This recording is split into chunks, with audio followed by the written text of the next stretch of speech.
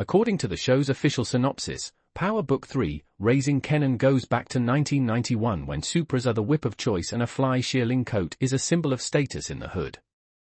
Kenan navigates this world of glamour and grit as he comes into his own and gets out of the shadow of his mother, Rack, who runs the streets of Southside Jamaica, Queens, with her brothers, Marvin and Lulu. Despite Kenan being under their watchful eyes, danger lurks just around the corner. There's Unique, a rival dealer who has his eye on the family's turf, and Detective Malcolm Howard, a pestering cop who gets a kick out of harassing community members and getting under Rack's skin. In today's episode, Season 4, Episode 4, The Way We Were, Unique forms an unlikely alliance in his vendetta against Rack while she inches closer to a new drug enterprise. Kenan takes advice from Snaps and Pop, and Jukebox's new friendship leads to a violent encounter. Imani and Lulu meet with Lowell, and he doesn't care how much Lulu hypes himself up. He wants the two of them to work together with Rilla, and that's that. Marvin and Early have a really good-looking pasta meal with Stefano. Marvin wants Early to be Stefano's new sports betting guy since he killed the last one. Stefano's okay with it, but he does warn Marvin that any mistake by Early will reflect on him, and this is all obviously going to go terribly wrong eventually. Kenan meets with Quan and tells him to bypass Rack and just come to him if he needs anything. Quan, like almost everyone on this show, is a Rack hater at heart, so he seems okay with that. Unique and Damon hit Uncle Terry's warehouse with the sole purpose of killing people, and Damon should have stayed himself back in Jersey because he's killed and Unique barely makes it out alive. Imani and Lulu meet with Lowell, and he doesn't care how much Lulu hypes himself up. He wants the two of them to work together with Rilla, and that's that. Marvin and Early have a really good-looking pasta meal with Stefano. Marvin wants Early to be Stefano's new sports betting guy since he killed the last one. Stefano's okay with it, but he does warn Marvin that any mistake by Early will reflect on him, and this is all obviously going to go terribly wrong eventually. Kenan meets with Quan and tells him to bypass Rack and just come to him if he needs anything. Quan, like almost everyone on this show, is a Rack hater at heart, so he seems okay. Well, we've known Unique was back since Power Book 3, Raising Kenan Season 3 Episode 10, but Rack didn't. She, and everybody but Early and a veterinarian, thought Unique was long gone, no longer a threat on the South Side. She and everyone thought wrong. I was starting to worry about how long they would keep Unique hidden because there's only so long you can hide in plain sight. With each move Unique made, he was putting himself out there more and more, and at some point, somebody was going to see him and realize, damn, you look a lot like Unique. Unique would then open his mouth and make a quip about coming back from the dead, and the jig would be up. Since Unique was well enough to take care of himself again, the plan has always been to bring down Rack and take back what he felt was stolen from him, but when you're considered dead for an undetermined amount of time, it means you return to nothing. Unique's initial pitch to Russo didn't get him anything but a headache, but when he returned to him during Power Book 3, Raising Kenan Season 4 Episode 6, he had much more to offer. Unique has always been highly ambitious and intelligent. You could never ascend to the heights he did without those two traits, but since his return, he's been consumed by revenge and unable to see much beyond it. Not only was there no product for Unique, but he didn't have any people either. One thing we've learned throughout all of the power shows is that you've got to have a plan, and you've got to have a team. Without those two things, you will be DOA. Unique was smart enough to recognize that the only hand he really had to play was to recruit others who hated Rack or, at the very least, would agree to bring her down. That's why he went to Teresa Bozelli in the first place. He played on her grief, and then he got in front of Russo so he could try to play multiple angles. Russo wanted to avenge Sal, but maybe even more than that, Stefano was the kind of boss he would love to be. Unique's initial pitch to Russo didn't get him anything but a headache, but when he returned to him during Power Book 3, Raising Kenan Season 4 Episode 6, he had much more to offer. Unique has always been highly ambitious and intelligent.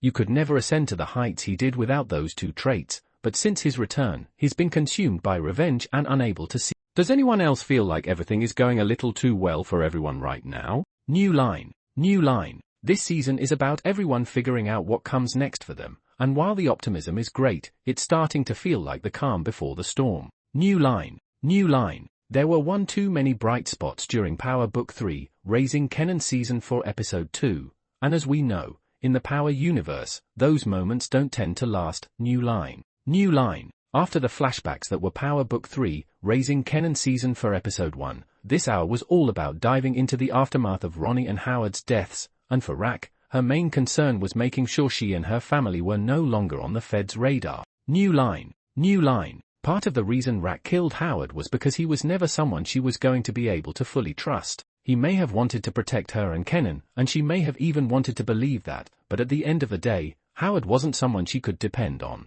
New line. New line. He had Marvin's name in his mouth a little too much, and even though he had helped her in some ways as law enforcement, his threat was more significant than what he could do for her. New line. New line. But she did pull that trigger, not even thinking about what it could mean for Kenan. She once again made a decision that would affect Kenan and had no care or thought about it. New line. New line. Kenan asking his mother whether or not she even knew the difference between right and wrong felt like his way of telling her that she had lost her damn mind and someone he no longer recognized. New line. New line. Obviously, he's been looking at his mother strangely for a long while, but her actions continue to push him further and further away. Was it all simple back then and within the family? Surely not, and maybe that will be explored more since there should be more family moments and conversations with Joyce being sick. Lulu is still on the outside, and Joyce's illness will force them all to reconcile with their pasts and make amends in the present, which could be good for them. Family has always been at the core of Power, and the Thomas family has been torn apart for some time. It'll be interesting to see how this event changes things for them in uniting them once again or even dividing them further. No offense to Jessica, but she and Lulu were a forgettable couple, and I fail to see what her return will do to the narrative right now. Though what's going on with Famous is unclear, so there may be a story there. Nicole's dad consistently being Jukebox's biggest fan is one of the more wholesome things on a show that is pretty devoid of them. I just know he'd be saddened to see what she ultimately became. Unique and Rack always hit as enemies, but there was something right about them being lovers, too. I'm unsure whether to be excited about seeing them battle again or saddened that the softness is gone. I wonder if Rack seeing Howard at the police station also helped make up her mind about killing him. No matter what he said and did, there would always be a part of her that couldn't trust him because of his profession. Well, we're finally back. Power fans, this was an odd but clever way to reintroduce everything and set us on a... Was it all simple back then and within the family? Surely not, and maybe that will be explored more since there should be more family moments and conversations with Joyce being sick. Lulu is still on the outside, and Joyce's illness will force them all to reconcile with their pasts and make amends in the present, which could be good for them. Family has always been at the core of Power, and the Thomas family has been torn apart for some time. It'll be interesting to see how this event changes things for them in uniting them once again or even dividing them further. No offense to Jessica, but she and Lulu were a forgettable couple, and I fail to see what her return will do to the narrative right now. Though what's going on with Famous is unclear, so there may be a story there. Nicole's dad consistently being Jukebox's biggest fan is one of the more wholesome things on a show that is pretty devoid of them. I just know he'd be saddened to see what she ultimately became. Unique and Rack always hit as enemies, but there was something right about them being lovers, too. I'm unsure whether to be excited about seeing them battle again or saddened that the softness is gone. I wonder if Rack seeing Howard at the police station also helped make up her mind about killing him. No matter what he said and did, there would always be a part of her that couldn't trust him because of his profession. Well, we're finally back. Power fans, this was an odd but clever way to reintroduce everything and set us on a path for this season. There is lots to talk about after this one, so hit the comment section below.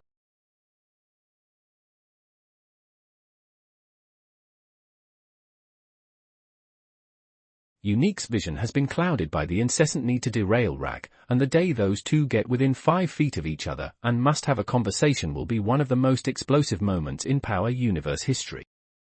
While Tyler understands the concern, he knows that taking Unique anywhere public would be a bad idea. It could only backfire as the people responsible for trying to kill him could still be looking to finish the job. Unique himself tries to go back to the normal world in his injured state, but to no avail. With Tyler's help, he realizes that rather than rushing back into the game, he should use his newfound invisibility as a cloak to carry out his own purpose. In the flashback, we also learn a huge piece of news: Rack is pregnant with Unique's child. The 3rd season showed them exploring a likely relationship. However, it all started to fizzle away once Rak went back into game mode and Unique got taken out by his brother. However, the brief union between them led to Rak's pregnancy. The news is just as shocking to her as it might be for anybody. So, she does what she does best and keeps it hidden from everyone close to her. Instead, she heads off to the local hospital to carry out an abortion on the baby. The doctor asks Rak why she is looking to get rid of the baby. She explains that considering the amount of stuff going on in her life, she has no time for another kid. It's hard enough to parent Kenan, who is already distant from her and hates her. The hospital workers learn from her reports that the father of the unborn child passed away recently. The doctor decides to set her up with a therapist to talk out her feelings as she gets ready for her abortion. After the procedure, Jukebox drives Rak back home. Strangely, Rak decides to come clean about the baby's abortion to Jukebox. Thus, the girl is the only one who knows anything about Rak's baby and the father's identity. She expects Jukebox to be shocked at the news. However, the girl is too shocked to even react to the news. Rak tells her to keep it a secret from the rest of the family. Another secret to add to the list of growing lies. While Unique and Kenan are working through their stuff in the flashback, we also glimpse Marvin and Kenan's life. The former takes on a mission from Stefano Mocchetti, the New York godfather, to intimidate Tommaso, his big-shot son-in-law. Tommaso has been running around town cheating on his wife, who is also Stefano's daughter. Marvin is told to rough him up in indirect terms, which he does in an efficient fashion. The New York godfather is pleased by his work and promises that this will only help him in the future, meaning Stefano is likely willing to answer one of his favors. Meanwhile, Kenan has a strange problem presented to him out of nowhere. His high school research project is still due, and he has to complete it by finding out more about one of his grandparents. After all the drug trading and illegal stuff Kenan has been doing recently, it is hard to remember he is a teenager in high school still. However, the research project storyline helps bring a sense of normalcy to his character for a brief period. We see him go back to his grandma's house, asking to learn more about Grandpa Elijah. Somehow, Kenan can sense a bit of kinship with his late grandfather, who his grandmother describes as someone just like him. The boy goes around interrogating every family member about Elijah's personality and what he was like as a person. Everyone shares something different, Marvin and Lulu included. He refrains from asking his mother because of the distance in their relationship. She tells him that no matter how much he hates her, she will always unconditionally love him. Later, Kenan makes the shocking discovery that his grandmother has cancer and is dying. He is the only one to know, and she urges him not to share the information with her children, fearing that they will make the news about themselves. Meanwhile, Unique sends out Tyler to reckon the situation outside and where everyone stands in the puzzle. The latter returns to inform Unique that Ronnie is working with Kenan and Rak is back dealing again despite promising to be out. Unique hypothesizes that Kenan and Rak must be in cahoots and likely sent Ronnie after him. Tyler points out that he is making big assumptions, but the man already has his target set. The final parts of the episode take us back to the present day, where Unique takes out his gun and points it toward Ronnie and Howard's dead bodies. He is seemingly now on a collision course with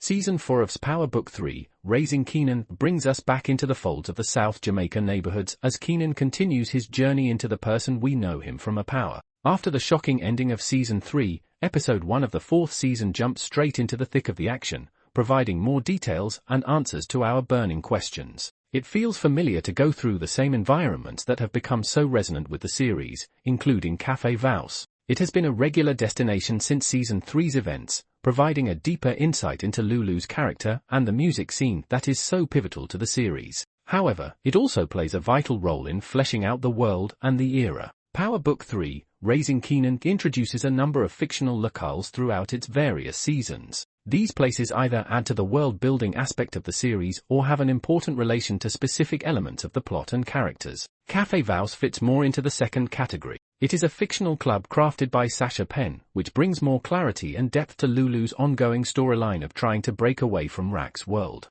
We have known for quite a while that Lulu is tired of living a life dictated by his sister, who is wrapped up in the dangers of the underworld. While he started the series as a loyal foot soldier who does not question anything, he has undergone a radical shift in his thinking and wants to have nothing to do with his family. To that end, Café Vause presents an opportunity to have a life outside Rak's circle. The club was first introduced in Season 3 as a place that needed revitalization. Lulu sees this as a golden opportunity to have something of his own. His previous plans of succeeding with his record company were also motivated by a desire to break the bonds shackling him to his sister. While it didn't work out exactly as planned, Cafe Vause presented another shot at the same dream. However, in Season 3, we see a progressive decline in Lulu's mental state as he struggles with the guilt of his past life and the inability to move forward. He quickly spirals out of control and becomes a liability to the Thomas family and to Rack's needs. In his desperate state, Cafe Vause is one of the few things that helps him hunger. All it took was a few small pieces of information about Rack and Kanan to set him on a full-blown revenge tour. And isn't it interesting how easy it is to hear something and then jump to every conclusion in the book to fit the narrative you need to sustain your bloodthirsty anger? Unique was not in his right mind, but he was also hell-bent on getting back at Ronnie and whoever else he felt was responsible for what happened to him. Unfortunately, Rack and Kenan fell into that trap once he started hearing about how they were moving. In a perfect world, Unique would have gone straight to Rack, and they would have formulated a plan together, but who could Unique trust? His own brother wanted him dead, so why would he think that his surprise return would be something anyone would welcome when they got something for themselves now that he was out of the picture? Early was right to tell Unique to wait in the shadows because while it may have seemed like he was down and out, he ultimately did have the upper hand. He could move in silence, find the weaknesses, and pounce when the opportunity arose. In a perfect world, Unique would have gone straight to Rack, and they would have formulated a plan together, but who could Unique trust? His own brother wanted him dead, so why would he think that his surprise return would be something anyone would welcome when they got something for themselves now that he was out of the picture? Early was right to tell Unique to wait in the shadows because while it may have seemed like he was down and out, he ultimately did have the upper hand. He could move in silence, find the weaknesses, and pounce when the opportunity arose. But even knowing all those things doesn't excuse her actions because Rack has done some messed up stuff. Rack does what she needs to do to survive and protect the people she loves at all costs, but at the same time, she takes away a lot of their agency. She's created dynamics in which the people she loves don't trust or respect her, which eats at her no matter what. When was the last time we had a new hour of Power Book 3 Raising Kenan? It has felt like 47 years since we saw the events of Power Book 3, Raising Kenan Season 3 Episode 10 play out, and I won't lie to you. I needed a refresher course on everything that went down in the bloody finale, so this hour was a blessing in disguise. Instead of picking up where things left off, the series took another route, taking us back in time to relive all the moments we missed leading up to the shocking finale. I wasn't sure what to make of the decision to jump 3 months back, considering we'd already lived through these events, right?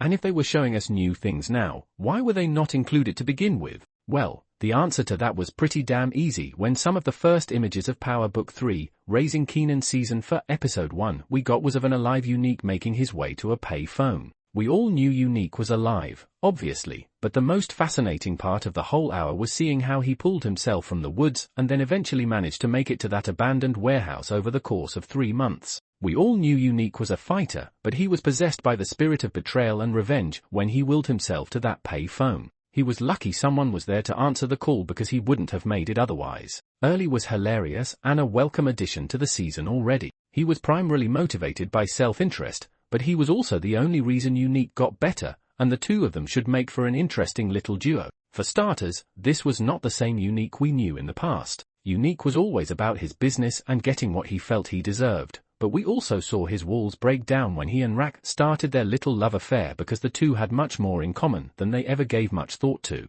Rack often kept Unique at a distance during Power Book 3, Raising Kenan Season 3, whereas Unique seemed to be more invested, in the sense that you could see his feelings more in his actions and words than you could with Rack. When Unique died, Rack had a moment or two to mourn what could have been, but she also didn't dwell on it much and kept it moving, which could be the tagline. Beginning with Jukebox in the Army, Raising Kenan Season 4 Episode 2 It's All Love takes us on a journey that ends with an unhinged, Unique killing lawyer Andre Barnes, Lulu returning from rehab, Marvin taking on more work for Stefano, and Kenan requesting his more for the Roop. After a retrospective start to Season 4, the second episode jumps straight into gear as we finally see our favorite characters try to move on with their lives following Season 3's bombastic end. The first episode provided all the context surrounding Unique and how he is now on a revenge mission against Rack and Kenan. However, the Thomas family has more problems on its plate than worrying about what Unique might do next, especially considering the fact that they are unaware if he is even alive. The FBI's interest remains a concern for Rack, who worries about her operation's safety and what the authorities might do next. Meanwhile, Lulu starts to take strides towards a positive reformation, similar to his brother from a few seasons ago. As word spreads of Howard and Ronnie's passing, the NYPD speaks to the media in another location. They claim that there was some sort of collusion between the two. Alongside their lawyer, Andre Barnes, Rack and Marvin watch the broadcast live on TV. The latter informs Rack that the task group has disbanded and that any investigation against Marvin has been withdrawn, thereby releasing her brother from outside scrutiny. The matriarch of the family, nevertheless, is still concerned about the FBI's role. Barnes assures her that he will update her on developments. As Kenan goes back to his drug business, Crystal comes by to visit. The two share some tender moments together. Miles away, Lulu is let out of Cedar Shaw's